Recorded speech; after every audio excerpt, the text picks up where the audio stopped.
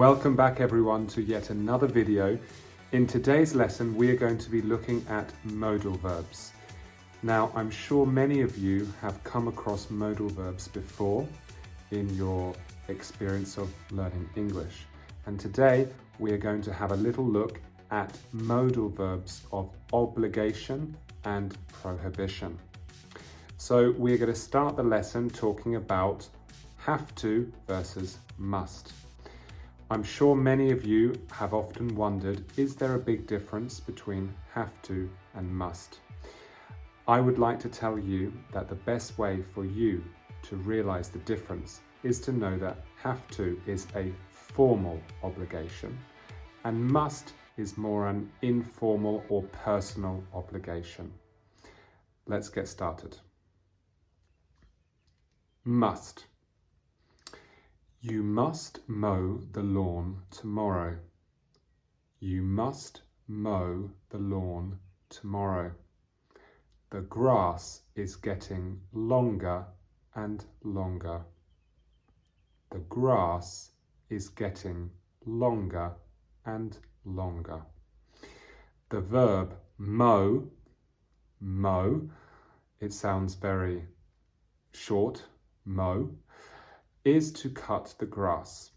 If you have a garden, you might mow your lawn, or maybe someone else does it for you. You might be very lucky. But when we say mow the lawn refers to the green space that you have in your garden with the grass. Next one.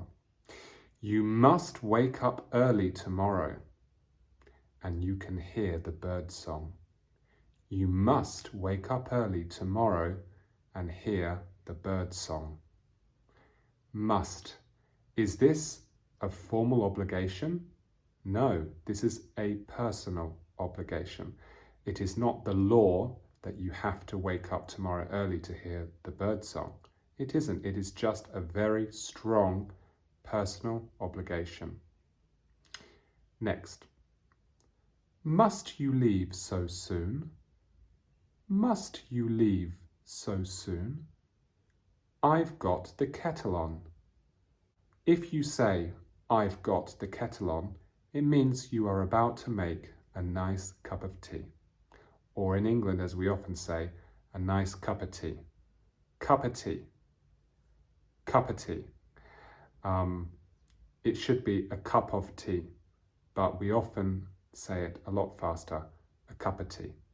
So you can say now to your friends, shall I put the kettle on? Shall I put the kettle on? It means, do you want me to make a cup of tea? Now, mustn't, prohibition.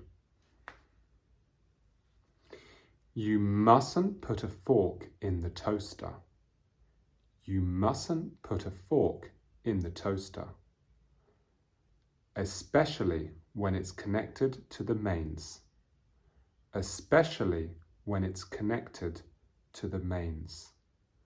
Now the mains is basically the electricity socket where you put the plug in order to connect your device to make it work. We call this the mains. The mains. This is the plug and it goes into the socket like that. Okay, so you have a plug. Well, in England it's like this. It's like a 3-pin plug. Pupils mustn't bring phones to the examination hall. Pupils mustn't bring phones to the examination hall. You mustn't. You cannot bring phones to the examination hall. You mustn't slurp your tea. You mustn't slurp your tea. Slurp your tea is to do this.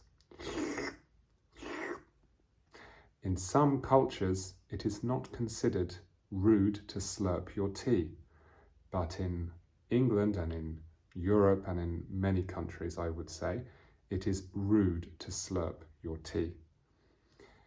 Please write any comments you have about this, because I would love to know if in your country it is considered to be of good manners to slurp your tea. Next one. You mustn't be so aloof with everyone. You mustn't be so aloof with everyone. Aloof. Aloof. To be aloof means to be distant from everyone. For example, you go into a party and some people want to talk to you and you do this. Hello. Or maybe you go to school and you want to talk with one of your friends and they are like, oh, hi there. And you're like, hey, how was your weekend and everything? And they're like, fine. It means that the person doesn't want to talk to you or the person is very shy.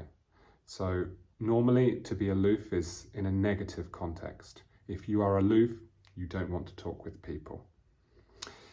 No wonder you haven't got any friends. You are so aloof. No wonder you haven't got any friends. You are so aloof. Finally, have to. This is a formal obligation. This is talking about laws and things that are imposed by governments. All British citizens have to apply for an e-visa in advance.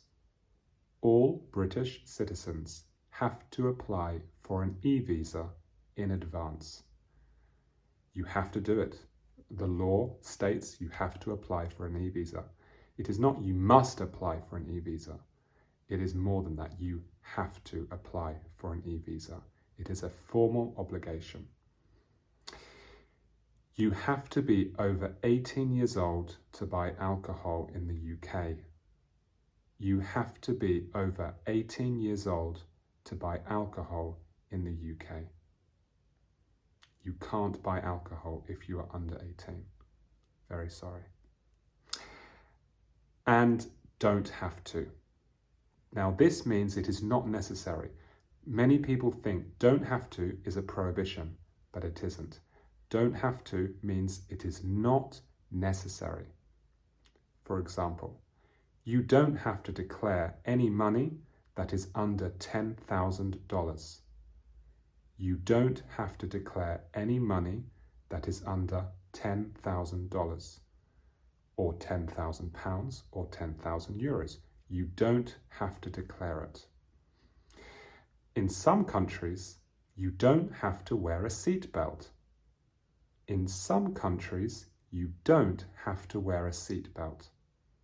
But in most countries, you have to wear a seatbelt.